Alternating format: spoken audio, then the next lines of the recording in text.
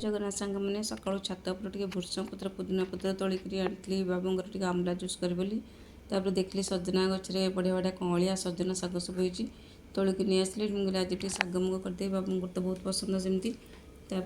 आसिक चा करदे आज टे बाबू नहीं आसते दु तीन जन मिस्त्री को